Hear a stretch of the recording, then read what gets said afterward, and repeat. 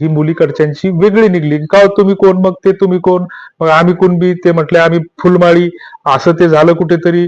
आणि मग त्या मुलाकडच्याचा आम्हाला फोन आला की का हो ते आमच्या कोणाचे मुलं बायोडाटा टाकायला लागले, कोणाचे दाखवायला लागले, त्याच्यात आमचा काय दोष आहे दादा?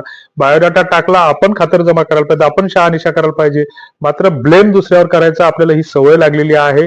लग्नाच्या कार्यक्रमामध्ये मध्यस्थाऐवजी आपण राजकारणी लोकांचा सत्कार करतो की ज्या ग्रामपंचायत सदस्यानं गाव लुटलेलं असतं, मातीत घातलेलं असतं, आणि तिथं पण आपण मोठ्या दिमाखानं नाव घेतो की या ठिकाणी उपस्थित असलेले माजी ग्रामपंचायतचे सदस्य, माजी पंचायत समितीची सदस्य, अरे तो माजी झाला ना, त्याला तिकडे गौरवात घाला ना, कशाला त्याचं नाव घेता, तिथं त्याचा मध्यस्थाचा सत्कार करा ना.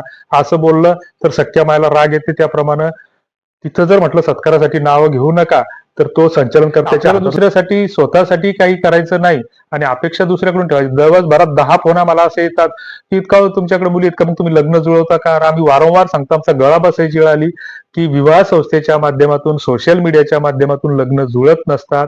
तुमचा परंपरागत मध्यस्थ पहिल्यांदा जिवंत करा, ओळखीच्या लोकांचा ग्रुप तयार करा, वधूवर परिचय मेळावे आयोजित करा.